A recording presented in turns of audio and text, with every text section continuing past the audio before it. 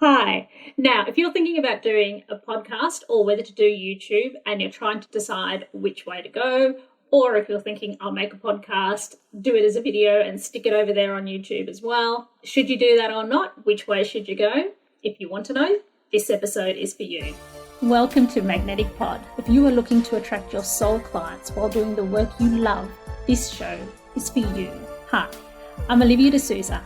I'm a podcast manager and content repurposing specialist. The Magnetic Pod Show is about attracting your soul pod of clients through podcasting. It will also include things that can be applied to other areas of your marketing strategy too. Hit subscribe to join me in calling in the people we are here to help. Let's make a massive impact. I am here and I'm ready to be brave. Cannot miss me, I'll stand on every stage. I'm available for my destiny. Before we dive into it, please remember to hit the subscribe button so that you can get more future episodes and get all the tips and tricks.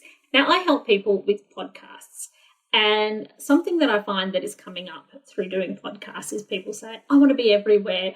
I want to stick it on YouTube. I do recommend, if you're doing a podcast, I love the idea of recording it as a video because that gives you so many more options of what you can do with that video, repurposing, making TikToks and reels like evergreen style ones, kind of like Gary Vee does. So I love recording it as a video, and some people think, great, and I'll put that over there on YouTube and I'll be everywhere, it'll be fantastic. So before you go and decide to do that though, it's really important to understand the objectives, the reason you're putting it over on YouTube, and how YouTube works. Okay, so if you want to do it on YouTube, you might want to do it so that it's like you can set it up and have it as a kind of an automatic backup. You can set up something like Repurpose.io, send them all across to YouTube. You know that if anything ever goes wrong and your podcast is not saved where you save it, then there's also all the episodes going out to YouTube. It's another place it is. It's a safety net.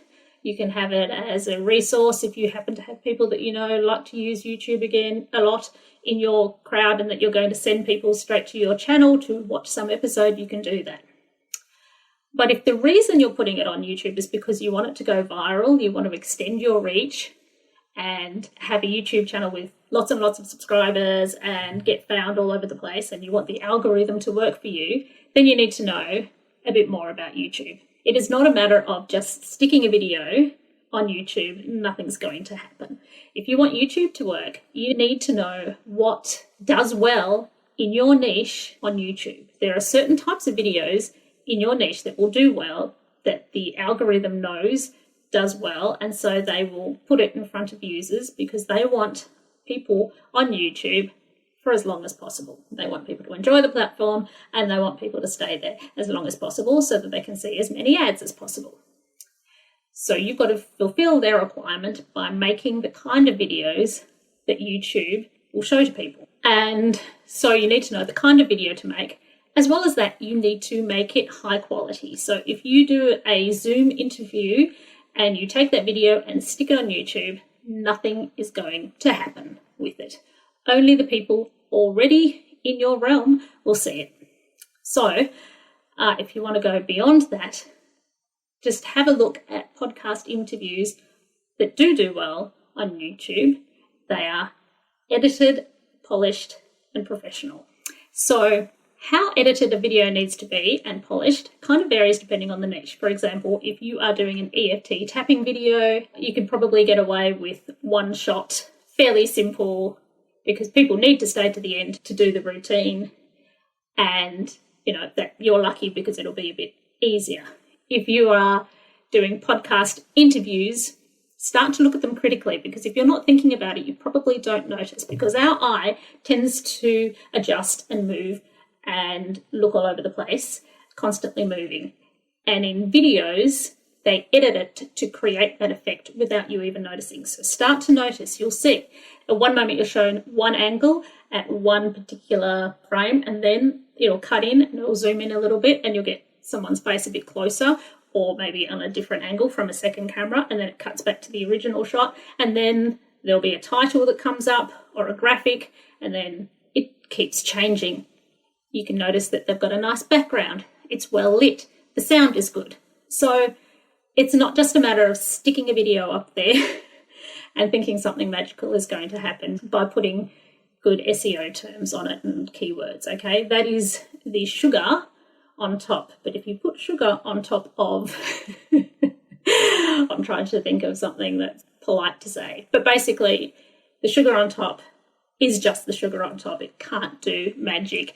It's the content and whether it trends well on YouTube and the quality of the video and audio. So when I say trending, it's important to realize that on YouTube, trending does not mean the latest, hottest thing that's in style and fashion at this very second, unless your niche is the news, but it's things that do well are always searched, are always watched through on YouTube.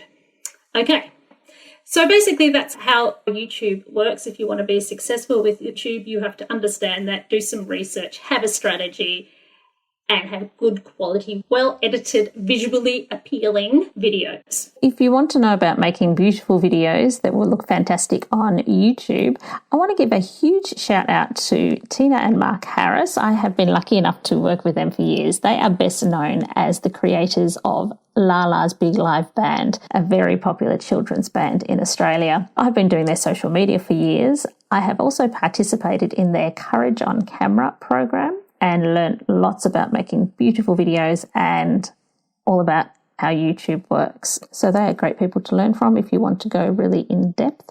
If you're wondering about podcasting and whether putting your podcast on YouTube is a good strategy for you, you can reach out to me and I can help you with that. If you have any questions, please have a look in the show notes. I have got something you can click on where you can ask me anything and I'll do a future episode on it.